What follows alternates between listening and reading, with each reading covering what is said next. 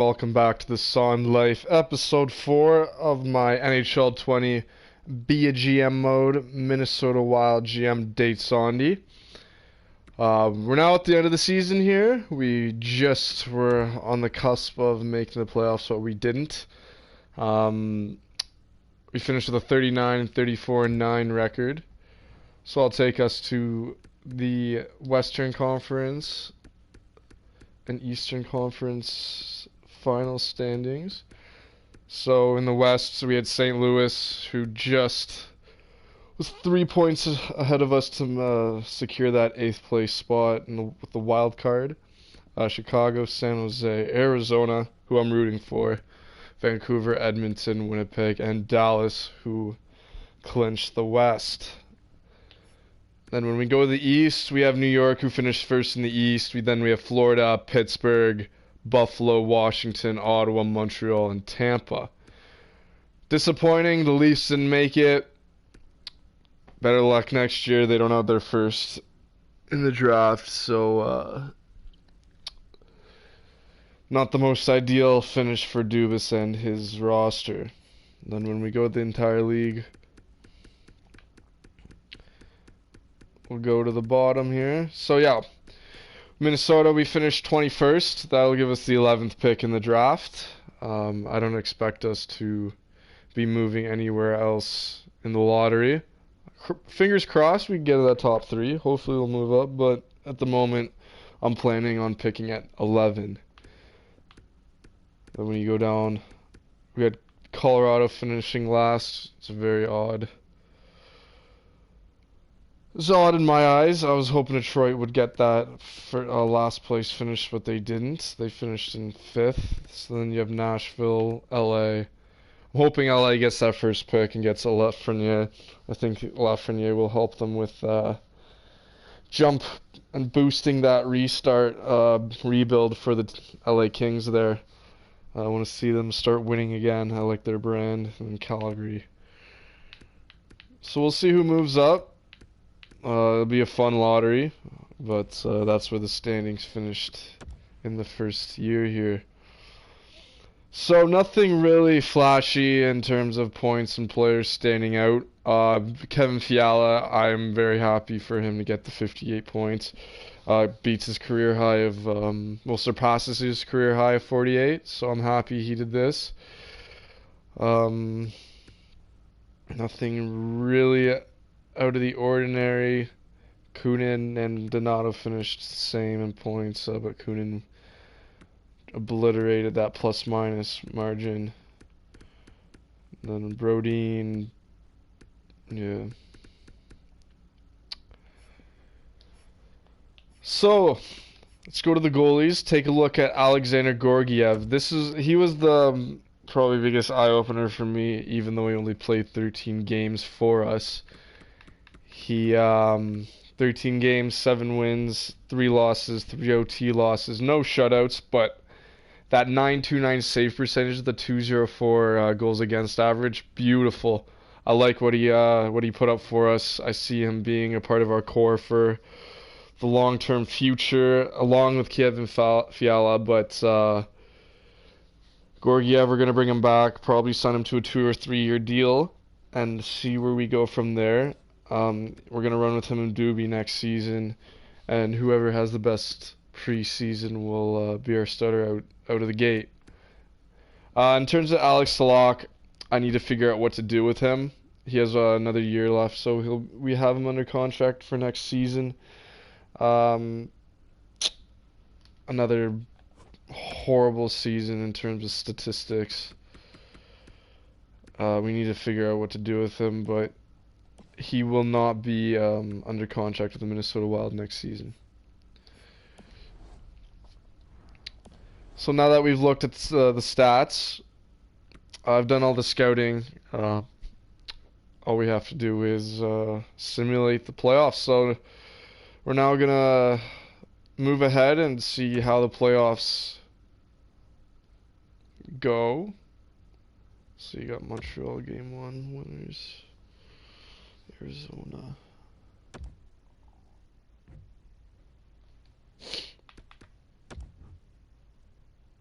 the moment, just let that Iowa team finish their season. I need Montreal to lose to Florida in that first round. I'm a Leaf fan, so. Buffalo, Pittsburgh, come on, boys. San Jose just handing it to Edmonton now.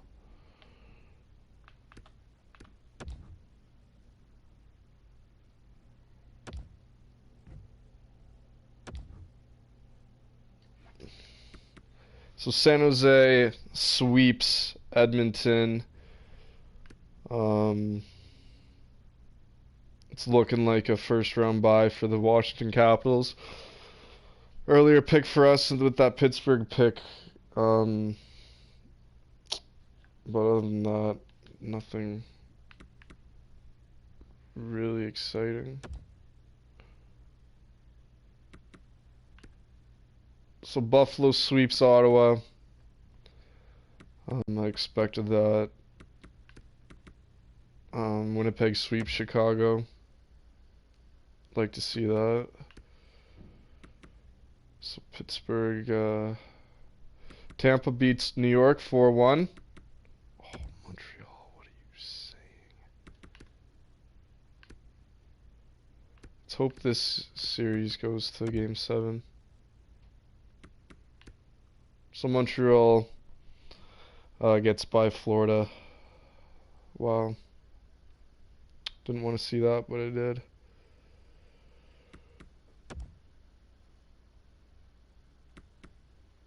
So Winnipeg, Dallas, Vancouver, San Jose, Washington, Tampa, and Buffalo, Montreal in that second round.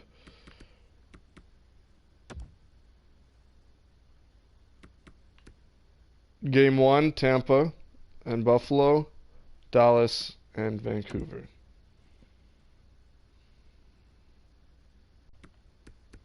We can go to the scout.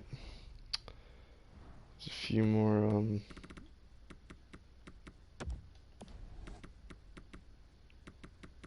players I need to look at. Honestly.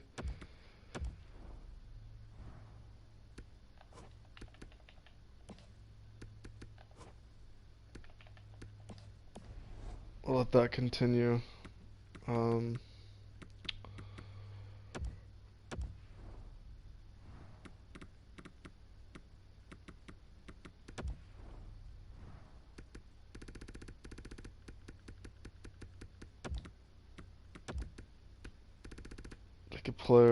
Look at players that I've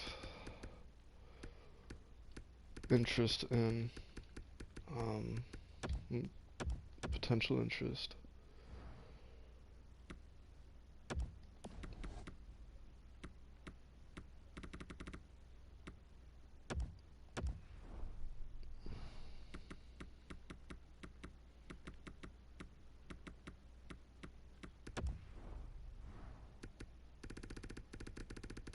Purity's playing there, right?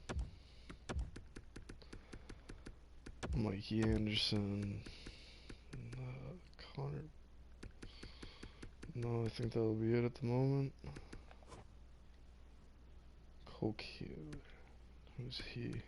6'4", that's fine. No interest there for myself.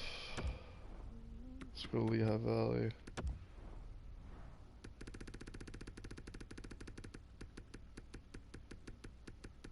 It's gone up a bit. Take a look at Igor Zamula. Happy there. Alright.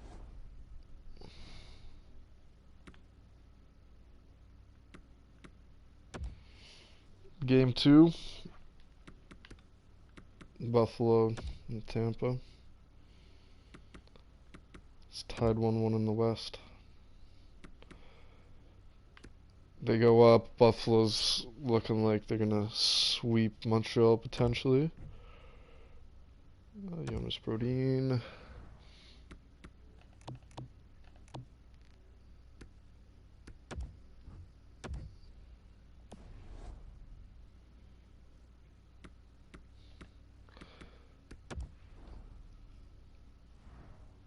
I'm looking at hiring a potential AHL head coach for the future.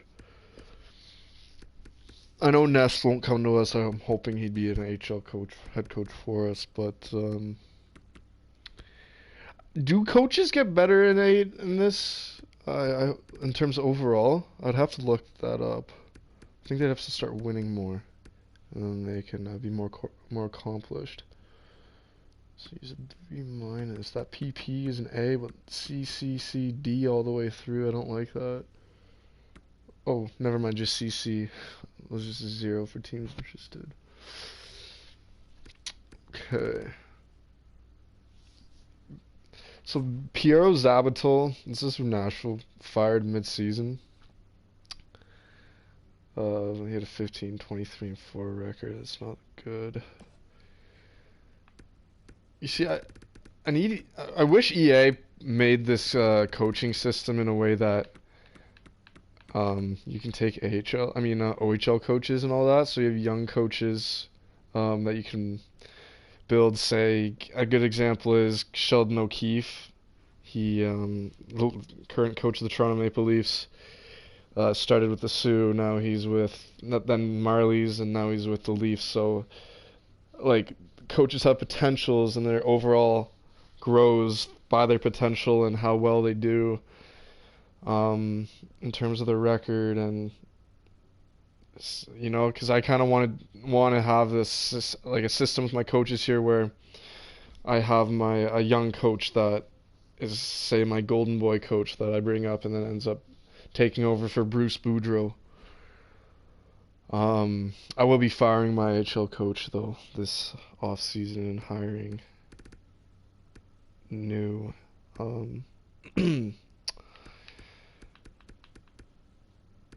new staff. Audette will definitely come in as our associate coach. Never mind. He's an OHL associate coach. I mean NHL, what am I saying? Okay.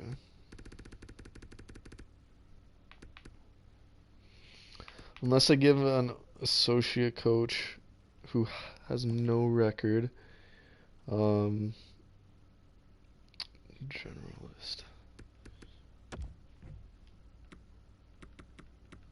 I'm gonna offer Connor Ness.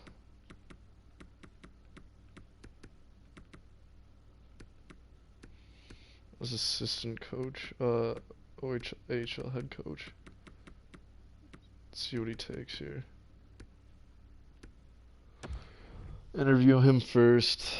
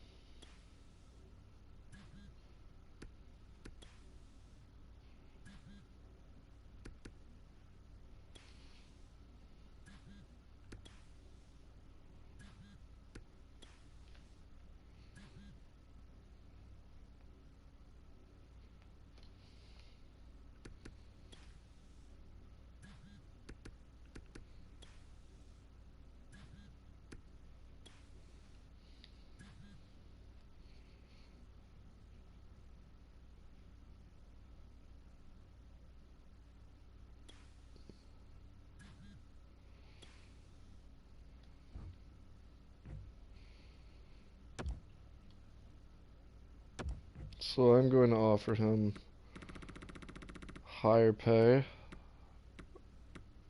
523, 3 years, AHL head coach. Let's see what he gets. I want him to be my golden boy, my golden coach, as you say. So yes.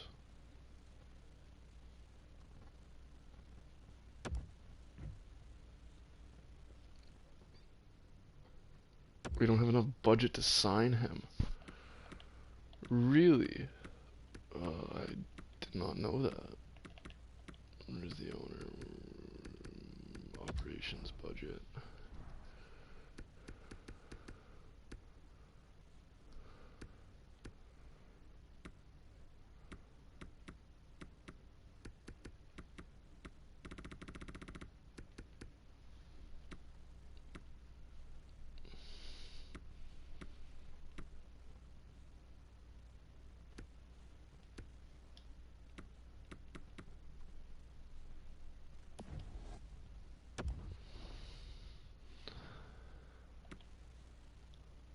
So let's get to this. We're gonna be hiring Connor Ness. At least I know the money is right. 3 years as AHL head coach. Let's hope this works. We interviewed him. I feel like he was just BSing us with, I was going to accept your offer, but you don't have enough. I feel like it's just a low blow to us. San Jose is winning. Really? The size of my market is not good enough for you. Well, Ness.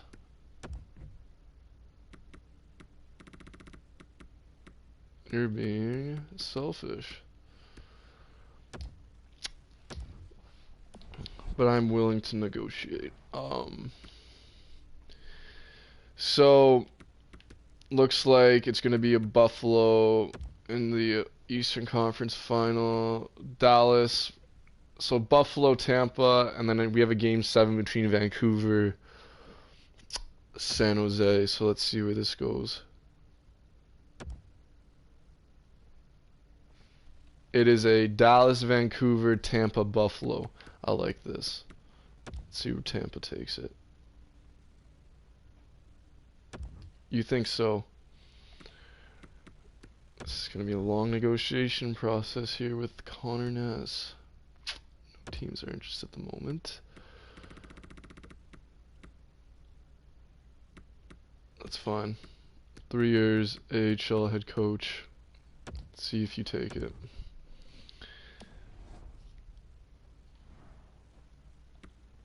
It's funny though, because I'm offering a guy with a better overall AHL head coach than my current coach, but I can't get rid of Boudreaux at the moment. He almost got us to the playoffs, so look at that.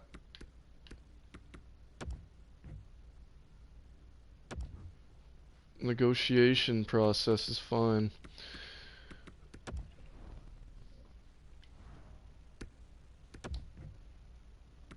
We'll go to the 5.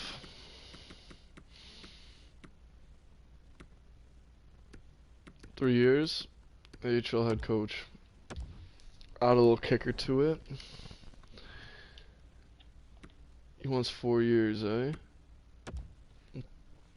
Probably should be. I'd probably accept it by now, but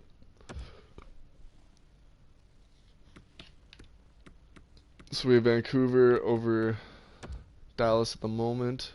You don't have enough. What do you mean?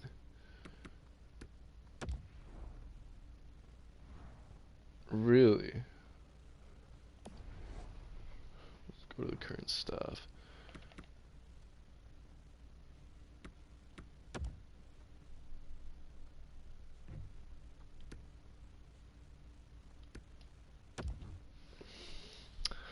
Just gonna save it here, and what I'm gonna do real quick here is go to my staff. If I get stuck in this tab, I'm gonna do a part 2 episode 4. There's just, yeah.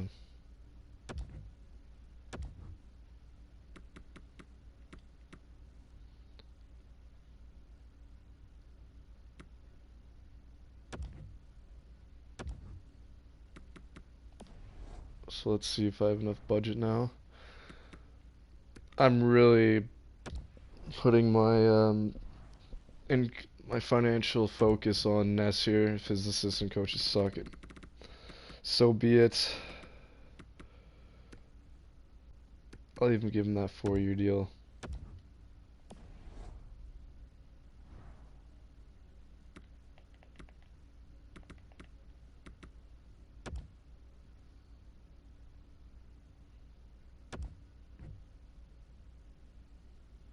Oh, my bad. I even messed up. Ooh, so it looks like I will get him.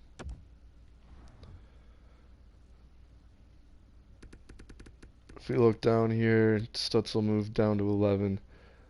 Ooh, I'm really bent between Stutzel and Askarov. I want a goalie of the future.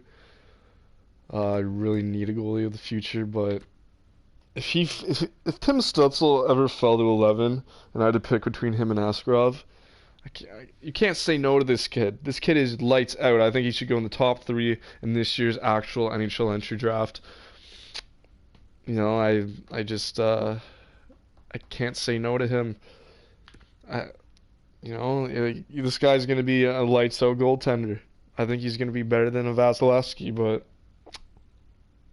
Stutzel's. I think Germany is the next hockey country, so it's hard to say no.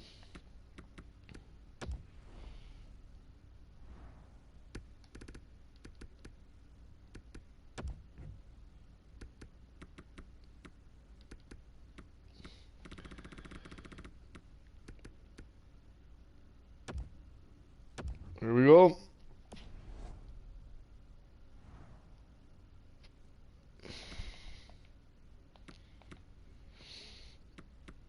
See what happens if we have enough money for him. So Dallas 3-2, Tampa 3-2.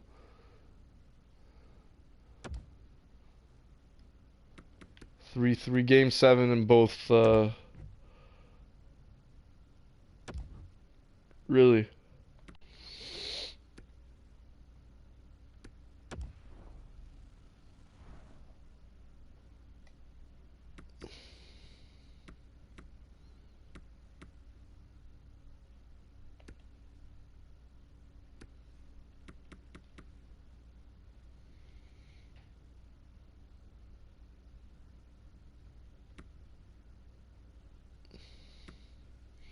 So what we're going to do here is we're going to fire our head coach.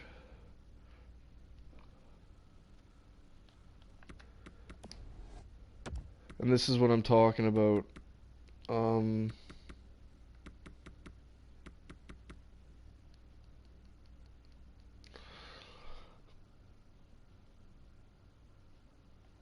I can't even. This is what EA Sports does, and it's blowing my mind how I have the hire coach option. I fire him, and I go back, and this is why I saved, because I didn't want to get stuck in another mess up.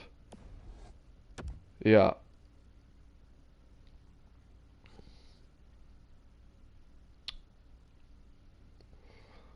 So I'm going to have to now end the episode here and have a part 2 for episode 4, or just make episode 5 the draft lottery. I'm probably just going to make episode 5 the draft lottery and the Stanley Cup final.